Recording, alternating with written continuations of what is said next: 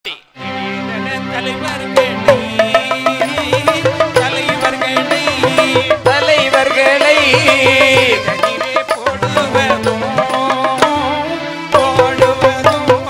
திடீரென தலைவர்களை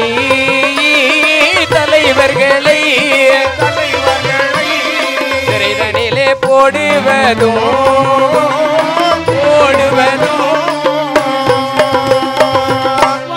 வாடிக்கையானதுடன் வஉசியை கைது செய்து நடத்திவிட்டு அனுப்பிவிட்டு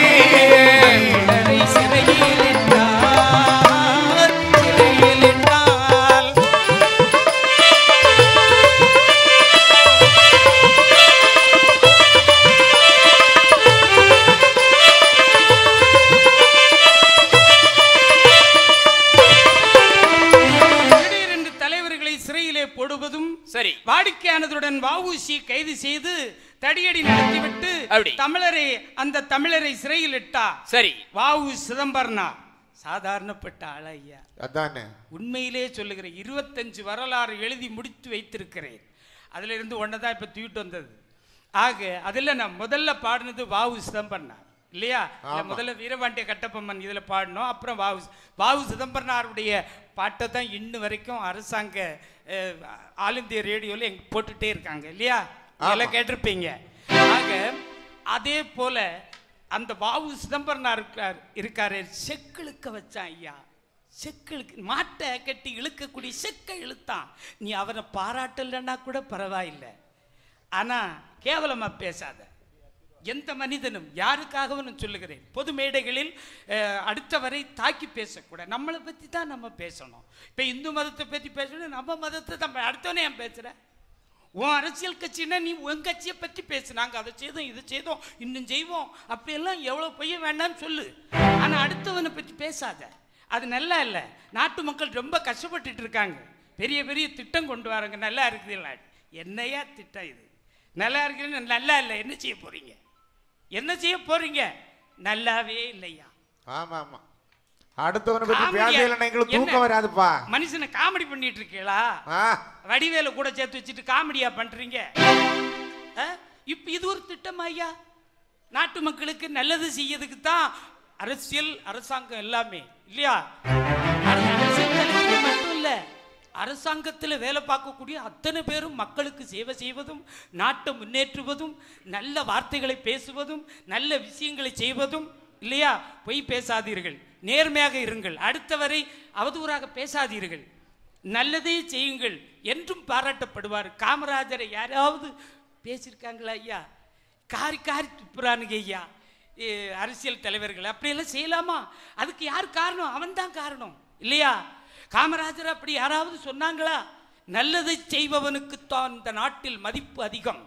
அதை மட்டும் செய்வதற்கு ஒரு வாய்ப்பு கிடைக்கும் போது செய்யுங்க ஐயா. நல்லது செய்தா தானே உங்களுக்கு பேரு இல்லையா? யாரா இருந்தா என்ன? ஒரு அதிகாரம் சும்மா கிடைக்குமா? இந்த அதிகாரத்தை பயன்படுத்தி நல்லது செய்ய வேண்டாமா? செய்து பேரு புகழையும் அடைய வேண்டாமா? கெட்ட பேரையா வாங்குவது? மக்களிடத்தில் அன்பை பெற வேண்டாமா? இல்லையா? ஆகவே எல்லோருக்கும் ஒன்று சொல்லிக் கொள்ளுகிறேன், அடுத்தவரை அவதூறாக பேசாதீர்கள், நல்லதையே செய்யுங்கள். நாட்டுக்கு நல்லது செய்வது மக்களுக்கு நல்லது செய்வது மாதிரி இல்லையா? யார் செய்தாலும் ஒரு உயர்வான செயல்தான். ஆகவே அப்படி இருக்க உடனே பொறுக்க முடியாத திலகர் தன் பத்திரிகையிலே கடுமையாக கண்டித்தார். எப்படி தெரியுமா? நம் பாரத தேசத்தில் வெடிகுண்டு கலாச்சாரம் இளைஞர்களிடையே தோன்றுவதற்கு காரணம் ஆங்கில அரசின் அடக்குமுறைதான் என்று தன் கேசரியில் எழுதினார் திலகர். அங்கே குண்டெல்லாம் வெடிக்க ஆரம்பிச்சாச்சு. அவனு எல்லாம் பயந்தாச்சு வெள்ளைக்காரர்கள் இல்லையா? ஆமா. கேசரியில் எழுதினார் திலகர். இந்த குற்றச்சாட்டை காரணம் காட்டி சரி பம்பாய் கவர்னர் ஜார்ஜ் கிளார்க் என்ன செய்தார் தெரியுமா? திலகர் மீது ராஜ துரோக குற்றம் சுமத்தி பம்பாய் கோர்ட்டில் வழக்கு தொடர்ந்தார். அப்படி நீதிமன்றம் திலகருக்கு 6 ஆண்டு காலம் சிறை விட்டு சிறை கடத்தும் தண்டனை விதிக்கப்பட்டது. என்ன ஒரே சிறையில் இருந்தா பிரச்சனை ஆயிரும். ராத்திரியோட ராத்திரியே வேற சிறைக்கு கடத்திடுவான் திலகரை. அவ்வளவு பவர்ஃபுல்லான ஆளு இந்த திலகர். தொட்ட சாக்கடிக்கும் அந்த மாதிரி ஆளு, கரண்ட் மாதிரி. ஆக இவரோடு இரவோடு இரவாக அகமதாபாத்தில் உள்ள சபர்மதி சிறையிலே திலகரை அடைத்தார்கள். இச்செய்தி நாடெங்கும் பரவியது. உடனே பாருங்கள், தேசமெங்கும் ஆமா. பரவியது. சரிதான். பரவியது. சொல்லு. இளைஞர்களை ஆகா ஆமாம் சரிதாம் சொல்லு. திசையெங்கும் சுதந்திர போர் சுடர்பறக்கும் சுடராய் எரிகின்றது. திசையெங்கும் சுதந்திர சுடராய் எரிகிறது. திலகருக்கு சிறை தண்டனை வழங்கியது. நாடெங்கும் சுதந்திர தீ அப்படியே எரிய தொடங்கியது. சுடர்விட்டு எரிகிறது. பம்பாய் நகர் முழுவதும் கடைகள் மூடப்பட்டன. சரி, வன்முறை எரிமலை போல் வெடித்தது. தீர்ப்பை குறை கூறியவர்களை சிறையிலிட்டான் கவர்னர் ஜார்ஜ் கிளர்க். என்ன செய்தான் தெரியுமா? எல்லாரையும் பிடிச்சு உள்ள போட்டான். அதன் பிறகு திலகரை என்ன என்ன செய்கின்றார்கள்? ராத்திரியோட ராத்திரியா படகுல ஏற்றி ரங்கூனுக்கு அழைத்து சென்றார்கள். சரி, மாண்டலே சிறையிலே அடைத்தார்கள். ரங்கூனில் இருக்கக்கூடிய மாண்டலே சிறையிலே அடைத்தார்கள். இங்குதான் திலகர் எப்படி என்ன செய்து கொண்டிருந்தார் தெரியுமா? என்ன செய்கின்றார்? கீதார் ரகசியம் என்ன நூலை எழுதினார். கீதார் ரகசியம் என்ன நூலை எழுதினார். வேத காலம் அறிந்து திலகர் வீர கவி எழுதினார். வேதமற்ற அகத்தில் ஆன்ம பலத்தை பெற்று விட்டார். மனவலிமை பெற்றார். அவர் மனைவி மறைந்து போனார். மனவலிமை பெற்றார். அவர் மனைவி மறைந்து போனார். திலகரின் உடல் வலிமையால் மனவலிமையும் யோகா போன்ற அந்த பயிற்சியினால் ஆன்ம பலமும் பெற்றார். இந்த மாண்டலே சிறையிலே தான் கீதா ரகசியம் என்னும் பெருநூலை வேதங்கள் பற்றி சில புத்தகமும் எழுதி சாதனை படைத்தார். சரி, புத்தகம் எழுத ஆரம்பிச்சிட்டார். அதையும் விட்டார்ல. ஏன்னா நாளைக்கு இதை மக்கள் படிக்க வேண்டும் என்பதற்காக. இந்த சமயத்திலே தான் திலகரின் மனைவி சத்யபாமா பாய் இறந்தார். இறந்த தன் மனைவியை கூட பார்க்க அனுமதிக்கவில்லை. மனைவி இறந்து போனா சில பேர் செத்தே போயிடும். பேப்பர்ல பார்த்திருப்போமே. ஆமா, மனைவி இறந்தால் உடனே கணவரும் இறந்து விட்டார். சில பேர் செத்துருவாங்க, எல்லா பேரும் சாகும். அப்படியா? ஆமா, சில பேர் அதுக்கு பிறகு தான் வாழ்வே இருக்குன்னு நினைப்பானோ. தப்பிக்கிட்டோம்னு நினைப்பான். அது சரி.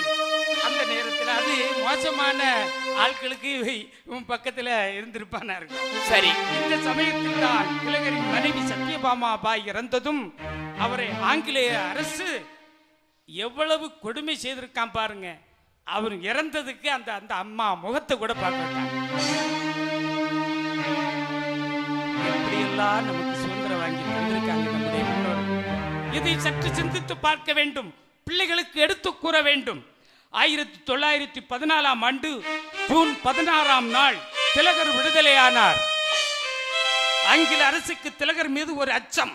ஒரு அரசின் எதிரி திலகர். நம்முடைய அரசின் எதிரி தான் இந்த திலகர். தொடர்பு கொள்ளக்கூடாது. அவர்கிட்ட யாரும் பேசக்கூடாது. நிறைய அதிகாரிகள் பேச தானே செய்வாங்க. அதுல அவங்க ஆர்டர் எப்படி வருதுன்னா அந்த ஆள்கிட்ட எவரும் பேசக்கூடாது என்று உத்தரவு பிறப்பிக்கப்பட்டது. 1914 ஜூன் 25. அதன் பிறகு திலகர் என்ன செய்தார் தெரியுமா? என்ன செய்தார்?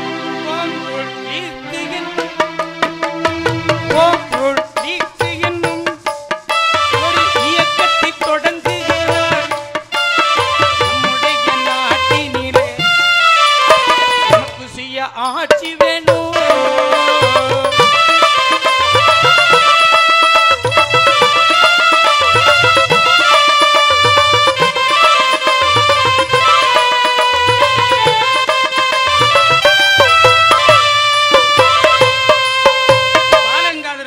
ஹோம் ரூல் லீக் என்று சொல்லக்கூடிய இயக்கத்தை தொடங்கினார். எங்கள் தேசத்தில் சுய ஆட்சி வேண்டும் என்பதே இதன் பொருள்.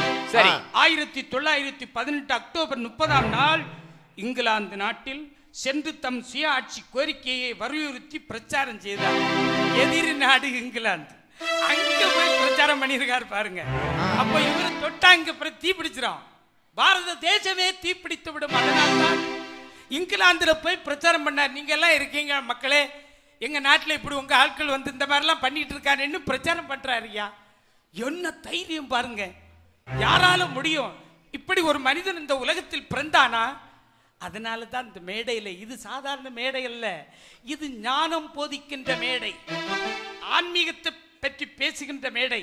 அதே ஆன்மீக மேடையிலே விடுதலை வீரர் ஒருவரை பாடுகிறோம் என்றால் இறை செயல். இதுதான், இது எங்கள் செயல் அல்ல. நாங்கள் பாடணும்னு நினைச்சதே கிடையாது. நாங்கள் ஆன்மீகத்தை தான் பரப்பிட்டு இருக்கோம். அப்படி இருந்து விடுதலை திடீர்னு இப்படி ஒரு இது வந்துடுச்சு இல்லையா? இதுக்கு யார் காரணம் தெரியுமா? ஐந்தவ சிவாசங்க. அவங்க சொன்னாங்க, ஆன்மீகத்தை கொஞ்சம் நிறுத்தி வச்சுட்டு கொஞ்சம் விடுதலைக்கு போங்கலாம் அப்படின்னாங்க. அதனால தான் நாங்கள் பழையபடி இந்த விடுதலை வீரர்களை பற்றியே பாட ஆரம்பித்தோம். ஆக அப்படி இருக்கும்போது ஓராண்டு பிரச்சாரம் செய்துவிட்டு நாடு திரும்பினார். திலகருக்கு என்ன தைரியத்தை பாருங்கள். இதற்கு பிறகு மகாத்மா காந்தியின் பிரவேசம் தொடங்குகிறது. அப்பதான் மகாத்மா காந்தி இதுவரைக்கும் அவருடைய அந்த ஆற்றல் தான். அப்படி இருக்கக்கூடிய நேரத்தில் புத்த சொன்ன அகிம்சை வழிகள் போராடி வந்தார் காந்தி அடிகள். எத்தனையோ முறை சிறை சென்றார்.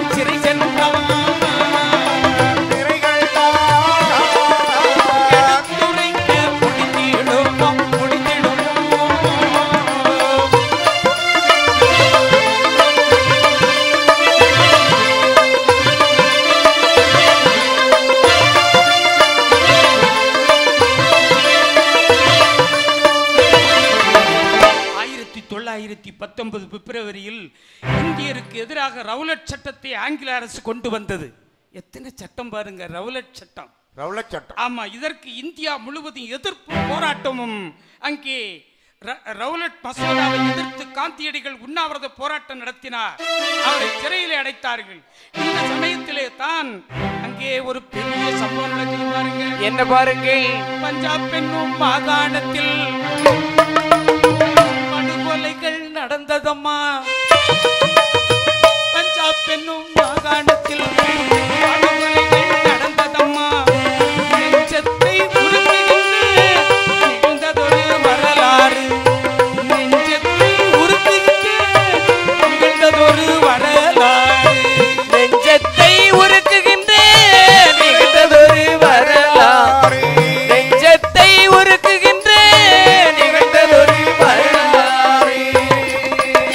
1919 ஏப்ரல் 13ஆம் நாள் பஞ்சாப் மாகாணத்தில் உள்ள ஜாலியன் வாலாபாக் என்னும் இடத்தில் வைத்து ஜெனரல் டயர் என்ற இரக்கமற்ற அந்த துரோகி இந்திய மக்களை, பஞ்சாப் மக்களை சுட்டு வீழ்த்தினான். ரத்தம் ஆறாய் ஓடியது. கொதித்து எழுந்தான் பகத்சிங். அவன் அங்கிலிருந்து ஒருபடி அந்த ரத்த மண்ணை எடுத்துக்கொண்டு எவன் சுட்டானோ அவனை கடைசியில் கொலை பண்ணான். அப்படிப்பட்ட வரலாறுகள் நிறைய இருக்கிறது. இதை அறிந்த திலகர், அடே வெள்ளக்கார வீணனே, எழுச்சி மகனே, அந்த விடுதலை வீரர்ல அந்த வரலாற்றை எழுதினவர் இந்த வார்த்தையை பயன்படுத்தி, மோசமான வார்த்தை சொல்லக்கூடாதுன்னு இருந்தேன். ஆனா அவர் சொல்லியிருக்காரு, அவ்வளவு கோபம் அவருக்கு. அப்படியே அந்த என் மண்ணில் எனது மக்கள் சிந்திய ரத்தம் ஒவ்வொரு துளிக்கும் நீ பதில் சொல்லியாக வேண்டும். ஒரு கணமும் ஆங்கிலேயன் இங்கிருக்க கூடாது. பாரத தேசத்திலே இனி ஆங்கிலேயர்கள் இருப்பதை நான் ஒருபோதும் அனுமதிக்க மாட்டேன் என்று சூளுரைத்தார். நான் என்ன செய்வேன்? என் நாடே ஐயோ இரத்த வெள்ளம் ஆறாக பாய்கிறதே. எத்தனை பேரை கொன்று குவித்தான் பாவி. சுடுதலும் குளிரும் உயிர்களுக்கு இல்லை. சுடுதலும் குளிரும் உயிர்களுக்கு இல்லை. சோர்வு வீழ்ச்சிகள் தொண்டருக்கில்லை. எடுமின்னோ மரப்போரினை திண்ணம் விடுதலை திண்ணம் என்றார் என்று ஆவேசம் கொண்டார் திலகர். விடுதலை அடைந்தே தீர்வோம், திண்ணம் இது திண்ணம். 61வது பிறந்த நாள் அவருக்கு வந்தது. இதை அங்கம் குளிர நாட்டு மக்கள் நாட்டு மக்கள்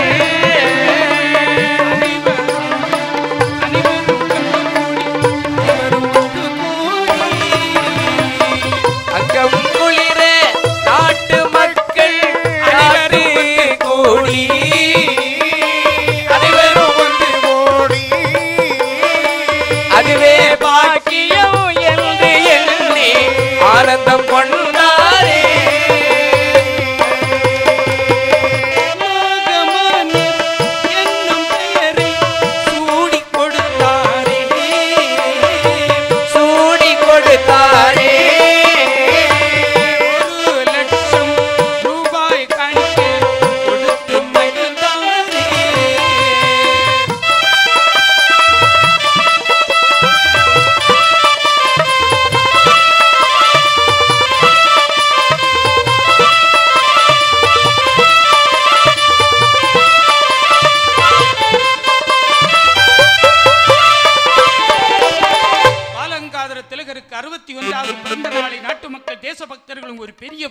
விழாவை கொண்டாடினார்கள். சரி, இளைஞர்கள் ஒன்று கூடி காயவாடி என்ற இடத்தில் அந்த இடத்திலே ஒரு பொதுக்கூட்டம் நடத்தி லோகமானியர் என்ற பாராட்டு பத்திரமும் 1 லட்சம் ரூபாய் காணிக்கையா கொடுத்தான். அன்னைக்கு 1 லட்சம், இன்னைக்கு 10 கோடிக்கு சமம். 10 கோடி ரூபாய் கொடுத்தாங்க நாட்டு மக்கள்லாம். எதுக்கு தெரியுமா? காணிக்கையா பரிசா அளித்தார்கள். லோகமானியர் என்றால் தன்மான உணர்வை உலகத்திற்கே தந்தவர். தன்மான உணர்வு, மனுஷனுக்கு தன்மானம் இருக்கிறையா. பஞ்சிலே நூலை வைத்தான், நூலிலே ஆடை வைத்தான், ஆடையிலே மானம் வைத்தான், அந்த மானத்திலே உயிரை வைத்தான். மானம் என்கின்ற தன்மானம் இருக்க வேண்டும். ஆக தன்மான உணர்வை உலகத்திற்கே தந்தவர் என்பதாக லோகமானியர். அவர் பாலகங்காதர திலகர் தான் அவங்க அம்மா அப்பா பேர் வச்சது. அக்கூட்டத்தில் லோகமானியர் பாலகங்காதர திலகர் நாட்டுப்பற்றையும் சுதந்திரத்தின் மாண்பையும் விளக்கி பேசுகின்றார். அப்படி பேசுகின்ற நேரத்தில் அடிமை வாழ்வு கொஞ்சம் போன்றது, அடிமை வாழ்வு நஞ்சினி போன்றது, அமுதம் போன்றது சுதந்திரம் என்பது. அடிமை வாழ்வு நஞ்சினி போன்றது, அமுதம் போன்றது சுதந்திரம் என்பது. நாடிய விடுதலை சொர்க்கம் என்போம், நாடிய விடுதலை சொர்க்கம் என்போம் என்று கனிவது நரகம் என்போம். அடிமை வாழ்வு நஞ்சினை போன்றது, அமுதம் போன்றது சுதந்திரம் என்பது.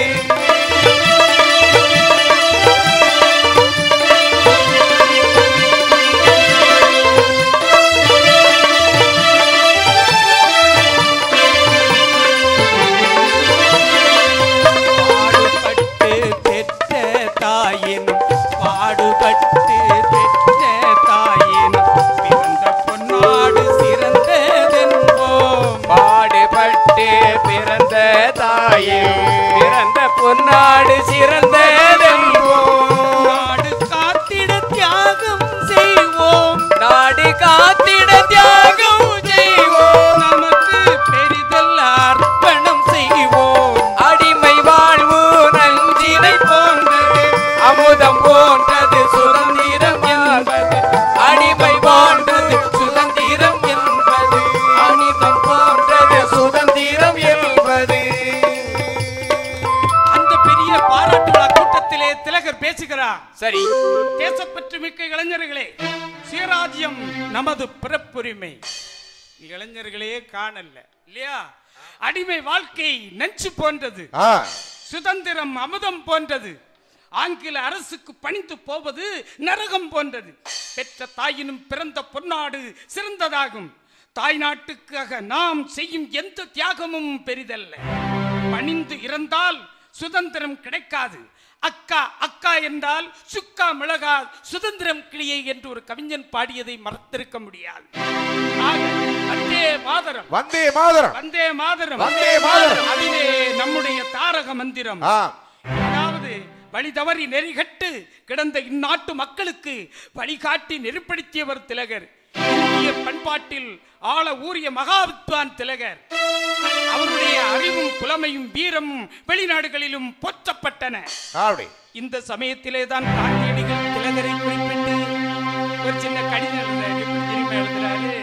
மிஸ்டர் திலக், அதாவது நமது வாக்கு செல்லுபடி ஆகுது என்பதற்காக நீங்கள் இந்த மாதிரி, அதாவது இவரு நீங்கள் பேசுவது முறையில்லை, தீவிரவாதத்தை வளர்க்கிறீர் அப்படின்ட்டு வெற்றி பெறுவதற்காக திலகர் தகாத முறையை கையாளுகிறார் என்று ஒரு லெட்டர் எழுதி அனுப்புகிறார்.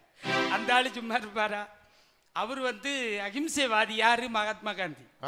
இவர் திலகர் அதாவது இவர் ஒருத்தர் நம்மளை அடிச்சா நம்மளை அடிக்கணும், அவ்வளவுதான். பகவத்கீதையை மாதிரி வாழ்ந்துட்டு இருக்கிறவர் இல்லையா? அவர் அறப்போர், இவர் மறப்போர், அவ்வளவுதான். இதற்காக பதிலை இந்த திலகர் ஒரு லெட்டர்ல காந்தி எழுதார். எப்படி எழுதார் தெரியுமா? மிஸ்டர் காந்தி, அரசியல் உலகியல் அது மக்களுக்கான வேலை, அது போன்ற துறவிகளின் வேலை அல்ல. அவர் துறவின்னு சொல்றார். இங்கெல்லாம் அடிச்சு பிடிச்சாதான் வாங்க முடியும். வெள்ளக்காரன் என்ன வேலை இல்லை நம்மளை பண்ணிட்டு இருக்கேன். எத்தனை பேரை கொன்னாச்சு? யாரே அவன் இங்க அடிக்கிறதுக்கும் கொல்லுறதுக்கும்? அவனுக்கு என்ன உரிமை இருக்கிறது? வெல்ல வேண்டும் என்ற புத்தரின் கொள்கையை நான் ஏற்கவில்லை. யார் என்ன எப்படி நடந்து கொள்ளுவாரோ அப்படியே நான் அவரிடம் நடந்து கொள்வேன் என்ற பகவத்கீதையின் கருத்தைத்தான் நான் ஏற்கிறேன் என்று பதில் எழுதினார் திலகர். மகாத்மா காந்திக்கே இவர் பதில் எழுதினார். பயமே, மகாத்மா காந்தி பயங்கரமான ஆளு, தொட்டாலே போதும் தீ பிடிச்சிட நாட்டில். அப்போ அதன வெள்ளக்காரனே பயந்தான். அதாவது வீரம், அவர் என்ன சொன்னார் தெரியுமா? என்ன சொன்னாரு? வீரங்கிறது பொறுமையா போறவனுக்கு தான் அதிகமா வேணும். பாருங்க, பொறுமையா இருக்கவனுக்கு தான் வீரம் அதிகமா வேணுமா. இப்படி இருக்க தென்னாட்டில் புரட்சிக்கவி பாரதியாருக்கு வயது 38. 61 வயதான திலகரை வாழ்த்தி ஒரு கவிதை எழுதினார் பாரதி. எப்படி எழுதினார் தெரியுமா? எப்படி எழுதினார்? வாழ்க திலகர் நாமம் என்று வாழ்க வாழ்கவே, வாழ்க திலகர் நாமம் என்று வாழ்க வாழ்கவே, வீழ்க கொடும் கோன்மை என்றும் வீழ்க வீழ்கவே.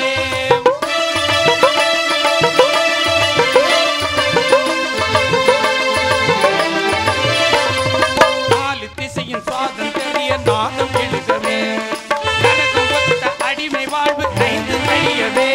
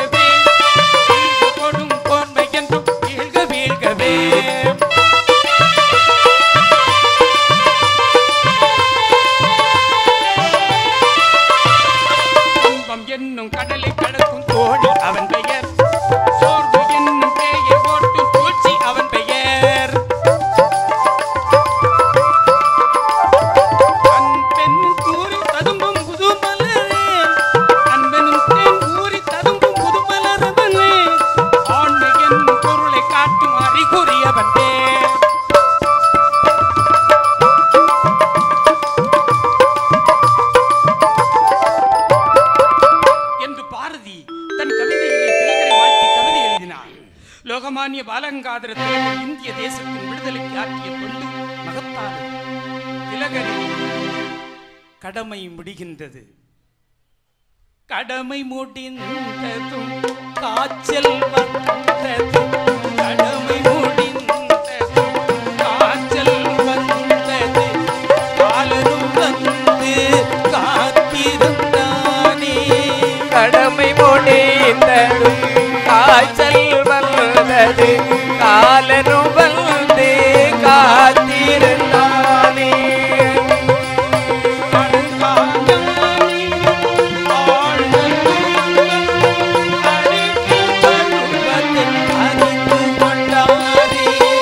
கடமை முடிந்ததும் காய்ச்சல் வந்தது, காலனும் வந்து காத்திருந்தானே. திலகரின் கடமை முடிகிறது. அவருக்கு கடமை முடிந்தது போலும் அவருக்கு நிமோனியா என்ற காய்ச்சல் தொற்றிக் கொண்டது.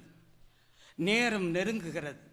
படுக்கையில் இருந்த திலகரின் சிந்தையில் நமக்கு பின் காந்திஜி விடுதலை போரை நடத்தி செல்வார், அதற்கு பின்னே பெரும் பெரும் தலைவர்கள், இளைஞர்கள் தலைவர்களாக வருவார்கள்.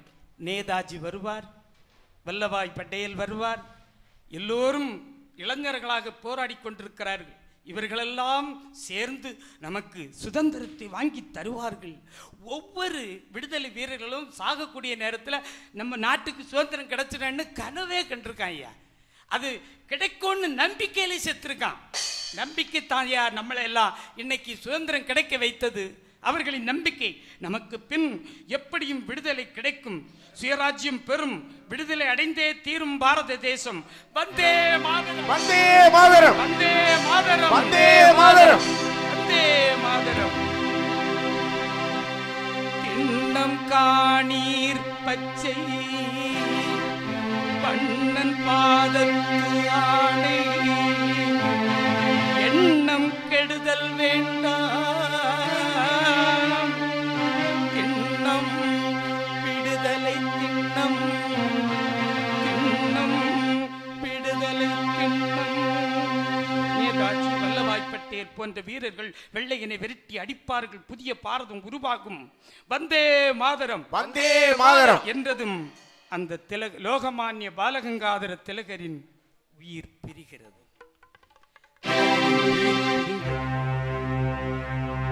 விடுதலை வாங்கி தந்த தேச தலைவர்களே, வெள்ளையர்களுக்கு சிம்ம சொப்பனமாக விளங்கிய வீர திலகம், சிம்ம சொப்பனம், விடுதலை வீரர் லோகமான்ய பாலகங்காதர திலகரின் உயிர் நம்மை விட்டு பிரிந்தது.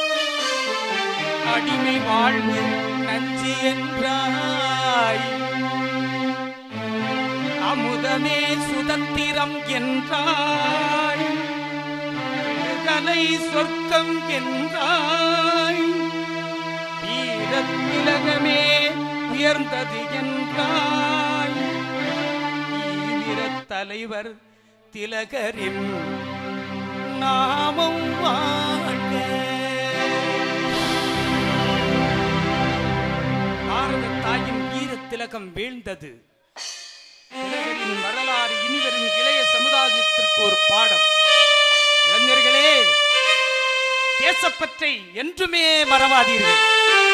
நம் முன்னோர்கள் நமக்கு வாங்கி தந்த இந்த பாரத தேசத்தை காக்கும் ஒவ்வொரு இளைஞனுக்கும் அதில் பங்கு உண்டு என்பதை மறந்து விடாதீர்கள்.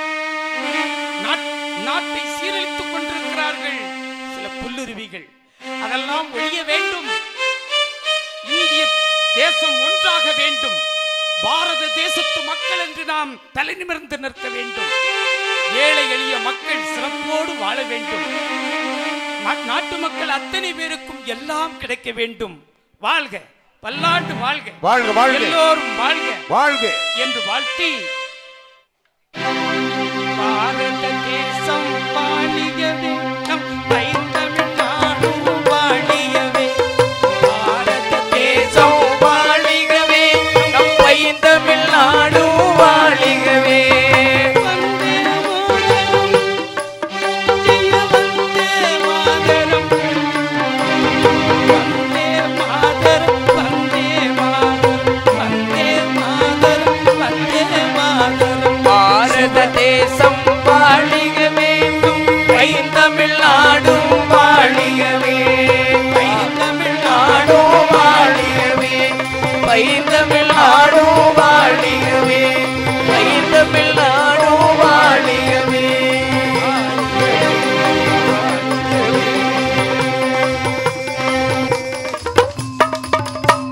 பம்பாய் நீதிமன்றத்தில் திலகரின் சிலையை தலைமை நீதிபதி திறந்து வைத்தார். சிலை யாருக்கு? சுதந்திர போராட்ட தியாகிக்கு சிலை வைக்கலாம், நாட்டுக்கு நல்லதை செய்தவனுக்கு சிலை வைக்கலாம்.